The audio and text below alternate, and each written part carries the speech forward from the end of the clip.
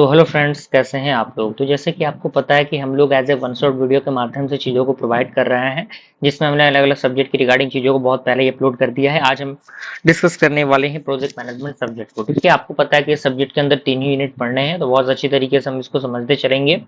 और as a one shot video के माध्यम से चीज़ें प्रोवाइड की जा रही हैं, तो अच्छी तरीके से इनको देखना है और इनको अच्छी तरीके से नोट्स बना लेना है। इसका नोट्स आपको टेलीग्राम ग्रुप में मिल जाएगा, आप जुड़ जाइएगा वहाँ पे। और जो क्वेश्चंस मैं सजेस्ट करूंगा उनको भी आपको कंप्लीट कर लेने हैं। और वीडियो पसंद आया लाइक जरूर करना है, प्यारा सा कमेंट करना है, ताकि मुझे भी मोटिवेशन मिल सके और बेहतर से बेहतरीन कंटेंट मैं आप लोग के लिए प्रोवाइड कर सकूं। ठीक है, तो आइए स्टार्ट करते हैं। यूनिट नंबर 1 की हम बात करते हैं, introduction to the software project management. ठीक है, इंट्रोडक्शन कह रहा है software project management is the process of planning, organizing, monitoring and controlling software development activities to achieve project goal within the time, cost and quality constant. यानी जो आपका software project management होता है, एक ऐसा प्रोसेस होता है जिसके द्वारा हम प्लानिंग करते हैं, ऑर्गेनाइजिंग करते हैं और मॉनिटरिंग करते हैं और कंट्रोल करते हैं सॉफ्टवेयर के डेवलपमेंट एक्टिविटीज को। ठीक है, जिससे कि हम अचीव कर पाए जो भी प्रोजेक्ट के गोल हैं, यानी जो गोल हमारा प्रोजेक्ट का एग्जैक्टली है, उस कॉस्ट के अंदर, उस टाइम के अंदर और क्वालिटी कांस्टेंट के अंदर हम उस चीज को अचीव कर पाए। ठीक है, ऑब्जेक्टिव इसका ये होता है डिलीवरी करना क्वालिटी सॉफ्टवेयर, यानी जो सॉफ्टवेयर का क्वालिटी होगा वो बेहतर, उस बेहतर क्वालिटी वाले सॉफ्टवेयर को डिलीवर करना। दूसरा आपका कंप्लीट करना प्रोजेक्ट को ऑन टाइम, यानी टाइम पे कंप्लीट करना, मिनिमाइज करना कॉस्ट को और मैनेज करना रिस्क को इफेक्टिवली। ओके, अब आता है हमारा कॉम्बिनेशनल सॉफ्टवेयर मैनेजमेंट। यहाँ पे डेफिनेशन दिया गया है, traditional software management follow the sequential approach where planning, development, testing and deployment are performed step by step। यानी ट्रेडिशनल सॉफ्टवेयर जो आपका मैनेजमेंट है वो फॉलो करता है एक सीक्वेंशियल अप्रोच को, जहाँ पे प्लानिंग, डेवलपमेंट और टेस्टिंग और डिप्लॉयमेंट जो है वो परफॉर्म्ड होते हैं स्टेप बाय स्टेप। ठीक है, अगर हम इसके कैरेक्टरिस्टिक्स की बात करें तो यहाँ पे काफी बेहतर डॉक्यूमेंटेशन होता है, यहाँ पर रिक्वायरमेंट फिक्स्ड होता है, लॉन्ग डेवलपमेंट साइकिल होता है और ये डिफिकल्ट टू एकोमोडेट चेंजेस, यानी इसको मतलब चेंज करना थोड़ा सा डिफिकल्ट हो जाता है। ठीक है ना। अब यहाँ पे डायग्राम दिए गए, जैसे सबसे पहले सॉफ्टवेयर का रिक्वायरमेंट होगा, फिर उसके बाद सॉफ्टवेयर की डिजाइनिंग होगी, फिर कोडिंग होगा, फिर टेस्टिंग होगा, फिर आपका डिप्लॉयमेंट होगा। ठीक है, evolution of software economics. Evolution समझ रहे हैं आप लोग। तो software economics studies the relationship between the software cost, schedule, quality and productivity. यानी सॉफ्टवेयर जो आपका इकोनॉमिक्स है वो स्टडी करता है, किस चीज को स्टडी करता है, सॉफ्टवेयर के कॉस्ट के रिलेशनशिप को, उसके शेड्यूल को, उसके क्वालिटी को, उसके प्रोडक्टिविटी के बारे में उस चीज को देखता है। ट्रेडिशनल व्यू की बात करें तो इसके अंदर मोर फीचर्स, मोर कॉस्ट और मोर टाइम, यानी काफी बेहतर फीचर होंगे तो कॉस्ट भी ज्यादा लगेगा, टाइम भी ज्यादा लगेगा। मॉडल व्यू की हम बात करें तो बेटर प्रोसेस होगा, ऑटोमेशन होगा और हायर प्रोडक्टिविटी होगा और कॉस्ट आपका जो होगा वो लोअर होगा। क्लियर है। अब आता है हमारा फैक्टर्स अफेक्टिंग सॉफ्टवेयर इकोनॉमिक्स, यानी कैसे कौन कौन से फैक्टर्स हैं जो सॉफ्टवेयर इकोनॉमिक को अफेक्ट करते हैं। तो पहला आपका आता है प्रोडक्ट का size. Larger software system require, यानी इसके लिए काफी बड़े सिस्टम की जरूरत पड़ती है और ये काफी ज्यादा डेवलपमेंट एफर्ट प्रोवाइड करता है और इसके लिए काफी ज्यादा टेस्टिंग की जरूरत पड़ती है और हायर मेंटेनेंस कॉस्ट इसका होता है। यानी इसके अंदर जो कॉस्ट होता है वो प्रोपोर्शनल टू होता है साइज के, यानी साइज बढ़ेगा तो कॉस्ट भी बढ़ेगा, कॉस्ट बढ़ेगा तो साइज बढ़ेगा। समझ रहे हैं आप लोग। टीम कैपेबिलिटी की बात करें तो experience teams produce the better software in less time. यानी मान लीजिए आपके टीम, आप किसी सॉफ्टवेयर को डेवलप कर रहे हैं तो आपने किसी टीम को बनाया, उस टीम के अंदर अगर बेहतर एक्सपीरियंस वाले बंदे होंगे तो जो सॉफ्टवेयर का डिलीवर प्रोसेस होगा वो काफी बेहतर होगा और समय पे हो जाएगा, कम समय में हो जाएगा। तो एक्सपीरियंस्ड जो लोग हैं उनकी जरूरत पड़ती है। ठीक है, यहाँ पे डिप्लॉयमेंट, डेवलपमेंट इन्वायरमेंट की बात करें तो ये आपका मॉडर्न टूल होता है जो इंक्रीज करता है प्रोडक्टिविटी को। जैसे एग्जांपल आपका IDs, version control system, testing tool, ये सारे एग्जांपल्स हैं। अगला हमारा आता है इंप्रूविंग द सॉफ्टवेयर इकोनॉमिक, यानी आखिर कैसे हम लोग सॉफ्टवेयर की इकोनॉमिक को इंप्रूव कर सकते हैं। तो पहला हमें रिड्यूस करना है प्रोडक्ट के साइज को, उसके द्वारा हम कर सकते हैं, जिसके अंदर हम कोड को रीयूज करके, यानी दोबारा रीयूज कर सकते हैं उसको, कंपोनेंट बेस्ड डेवलपमेंट करके, लाइब्रेरीज एंड फ्रेमवर्क के द्वारा, ये सारी चीजें हम कर सकते हैं। ठीक है, अब इसके एडवांटेजेस भी दिए गए हैं। ये आपका जो कॉस्ट है उसको रिड्यूस करता है, इसका जो डेवलपमेंट होता है वो काफी फास्ट होता है।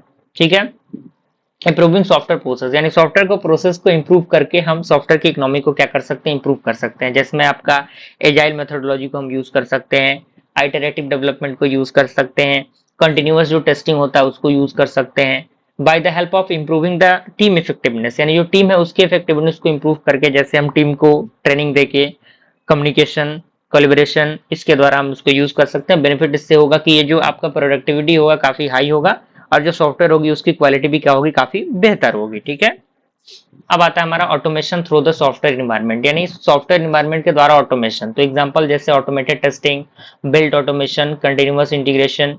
बेनिफिट इसका ये है कि ये रिड्यूस करता है ह्यूमन के एरर्स को, यानी ह्यूमन से एरर होते हैं उन चीज को ये रिड्यूस करने का काम करता है, और डिलीवरी जो होता है काफी फास्टर यहाँ पे होता है। ठीक है, अगर हम प्रिंसिपल की बात करें of the modern software management, तो पहले आपका आता है आर्किटेक्चर फर्स्ट अप्रोच।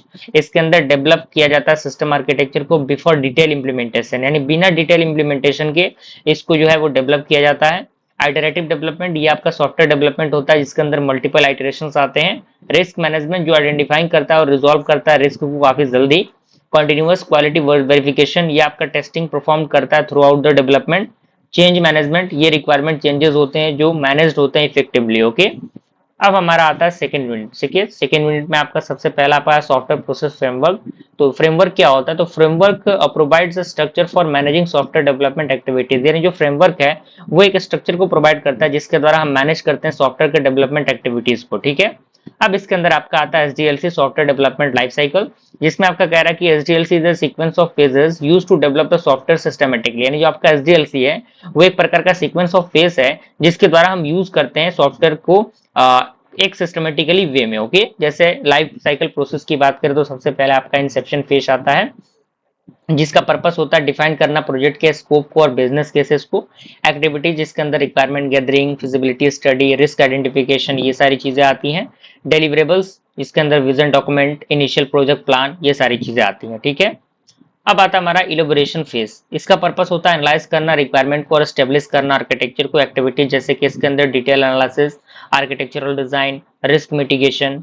डिलीवरेबल्स जिसमें आपका software architecture, update project plan, ये सारी चीजें आती हैं। ठीक है, कंस्ट्रक्शन फेज की बात करें, कंस्ट्रक्शन यानी बनाना आपको पता ही है, तो डेवलप करना और टेस्ट करना सॉफ्टवेयर को इसके अंदर शामिल होता है, जिसके अंदर एक्टिविटीज क्या क्या होती हैं, कोडिंग होता है, यूनिट टेस्टिंग होता है, इंटीग्रेशन टेस्टिंग होता है, और फाइनल जो है वर्किंग सॉफ्टवेयर प्रोडक्ट जो है वो प्रोवाइड किया जाता है। ठीक है, ट्रांजिशन फेज की बात करें तो इसका पर्पस होता है डिप्लॉय करना सॉफ्टवेयर को टू द यूजर, यानी यूजर को प्रोवाइड करना, जैसे user training, installation, maintenance, support, ये सारी चीजें इसकी एक्टिविटीज में शामिल होती हैं, और एक फाइनल सॉफ्टवेयर रिलीज यहाँ पे दिया जाता है। ठीक है, अब आता है हमारा आर्टिफैक्ट्स ऑफ द प्रोसेस। ठीक है, तो यहाँ पे आर्टिफैक्ट्स जो होते हैं वो आपके डॉक्यूमेंट्स होते हैं, मॉडल्स होते हैं, और डिलीवरेबल्स जो है प्रोड्यूस करता है during the development. Okay, artifact sets की बात करें तो management artifacts, engineering artifacts, pragmatic artifacts, ये सारी चीजें आती हैं। तो मैनेजमेंट आर्टिफैक्ट्स क्या होते हैं? तो ये यूज होता है फॉर द प्रोजेक्ट मैनेजमेंट। ठीक है, जैसे कि आपका प्रोजेक्ट का प्लान हो गया, रिस्क का लिस्ट हो गया, शेड्यूल हो गया, ये सारी चीजों के लिए। इंजीनियरिंग आर्टिफैक्ट्स की बात करें तो ये यूज होता है बाय द टेक्निकल टीम, जैसे कि आपका design document, source code, test cases. Pragmatic artifacts की बात करें तो ये सपोर्ट करता है प्रोजेक्ट के एग्जीक्यूशन को, जैसे एग्जांपल आपका guidelines, standards, template. Model based software architecture की बात करें तो इसका डेफिनेशन दिया गया, ये आपका सॉफ्टवेयर आर्किटेक्चर जो रिप्रेजेंटेट होता है through out the model and diagram. Benefit की बात करें तो इसका जो कम्युनिकेशन है काफी बेहतर होता है, इसका मेंटेनेंस ईजियर होता है, और ये इंप्रूव करता है रिजबिलिटी को। ओके, अगला हमारा था work flow of the process, जिसके अंदर सबसे पहले इंजीनियरिंग वर्क फ्लो आता है, जिसमें आपका रिक्वायरमेंट, डिजाइनिंग, इम्प्लीमेंटेशन, टेस्टिंग, ये सारी चीजें आती हैं जो कि एक इंजीनियर फॉलो करते हैं। मैनेजमेंट वर्क फ्लो, जिसके अंदर प्लानिंग, मॉनिटरिंग, रिस्क मैनेजमेंट, ये सारी चीजें देखी जाती हैं। चेक पॉइंट की बात करें प्रोसेस की तो डेफिनेशन दिया गया है, ये आपका माइलस्टोन होता है जो यूज होता है इवेलुएट करने के लिए प्रोजेक्ट के प्रोग्रेस को। मेजर चेक पॉइंट जैसे कि आपका लाइफ साइकिल ऑब्जेक्टिव क्या है, लाइफ साइकिल का आर्किटेक्चर क्या है, इनिशियल ऑपरेशनल जो कैपेबिलिटी है वो क्या है, प्रोडक्ट रिलीज क्या है, ये सारी चीजें इसके अंदर देखी जाती हैं। देन हमारा अगला यूनिट है यूनिट नंबर थर्ड, जो कि लास्ट यूनिट है हमारा, जो कि आपका है सॉफ्टवेयर मैनेजमेंट डिसिप्लिन, जिसमें आपका सबसे पहला आपका है इटरेटिव प्रोसेस प्लानिंग। तो ये कह रहा है कि project planning perform in multiple iteration instant of one large plan, यानी कि आपका जो प्रोजेक्ट प्लानिंग है वो परफॉर्म होते हैं मल्टीपल इटरेशन में, जो किससे इंस्टेंट होता है, एक लार्ज प्लान से इंस्टेंट होता है। एडवांटेज इसका ये कि इसका जो रिस्क कंट्रोल होता है काफी बेहतर होता है, इसका रिक्वायरमेंट चेंजेस काफी आसान होते हैं, फास्टेस्ट फीडबैक यहाँ पे हो पाता है। ठीक है, इटरेटिव डेवलपमेंट साइकिल की बात करें तो इसके अंदर plan, design, implement, test, review and next integration, ये सारी चीजें इसके अंदर शामिल होती हैं। अगला हमारा था प्रोजेक्ट ऑर्गेनाइजेशन। डेफिनेशन इसका कह रहा है कि structure defining the role and responsibilities of project member, यानी ये आपका क्या होता है, ये बेसिकली एक स्ट्रक्चर होता है जो डिफाइन करता है रोल को और रिस्पॉन्सिबिलिटी को प्रोजेक्ट के मेंबर्स के लिए। टाइपिकल प्रोजेक्ट ऑर्गेनाइजेशन की बात करें तो project manager, team leader, developer, tester, ये सारी चीजें इसके अंदर आती हैं। ओके, अब हमारा रिस्पॉन्सिबिलिटीज की बात करें तो प्रोजेक्ट मैनेजर आते हैं जो प्लानिंग करते हैं, शेड्यूलिंग करते हैं, रिसोर्स को मैनेज करते हैं। टीम लीडर टीम का कोऑर्डिनेशन करते हैं, टेक्निकल गाइडलाइंस प्रोवाइड करते हैं, डेवलपर कोडिंग करते हैं, यूनिट टेस्टिंग करते हैं, टेस्टर आपका सॉफ्टवेयर टेस्टिंग करता है, डिफेक्ट की रिपोर्टिंग करता है, ये सारी चीजें। और प्रोसेस ऑटोमेशन की बात करें तो using the software tool to automate the project activities, यानी जो आपका सॉफ्टवेयर टूल है उसके मदद से प्रोजेक्ट जो आपके प्रोजेक्ट है उनके एक्टिविटीज को ऑटोमेट किया जाता है यहाँ पे। और एरिया ऑफ ऑटोमेशन की बात करें तो कॉन्फ़िगरेशन मैनेजमेंट, जिसमें टूल आपका गिट एंड एसवीएन आता है, टेस्टिंग ऑटोमेशन जिसके अंदर टूल आपका सेलेनियम एंड जे यूनिट आता है, बिल्ट ऑटोमेशन जिसके अंदर टूल आपका मैवेन एंड ग्रेडली आता है, ठीक है। बेनिफिट की बात करें प्रोसेस ऑटोमेशन की तो ये इंक्रीज करता है प्रोडक्टिविटी को, रिड्यूस करता है एरर को और फास्टर डिलीवरी ये प्रोवाइड करता है, ठीक है। प्रोजेक्ट कंट्रोल की बात करें तो डेफिनेशन दिया गया है monitoring project performance and taking the corrective action, यानी ये आपका प्रोजेक्ट की परफॉर्मेंस को मॉनिटर करता है और जो करेक्टिव एक्शन होता है उसको लेने का काम करता है, ठीक है। और प्रोजेक्ट कंट्रोल एक्टिविटीज की बात करें तो इसके अंदर progress monitoring, cost tracking, risk management, quality control, ये सारी चीजें शामिल होती हैं। अब आता है हमारा प्रोसेस इंस्ट्रूमेंटेशन। क्या होता है ये? तो कलेक्ट करना और एनालाइज करना प्रोजेक्ट के डेटा को फॉर द डिसीजन, यानी डिसीजन लेने के लिए ये चीजें इसके अंदर शामिल होती हैं। इसमें आपका कोर मैट्रिक्स आता है जिसमें साइज मैट्रिक्स दिया गया, जैसे आपका लाइन ऑफ कोड कितना है, फंक्शन पॉइंट क्या है। कॉस्ट मैट्रिक्स की बात करें तो जैसे डेवलपमेंट कॉस्ट क्या है, मेंटेनेंस कॉस्ट क्या लग रहा है उस प्रोजेक्ट के लिए।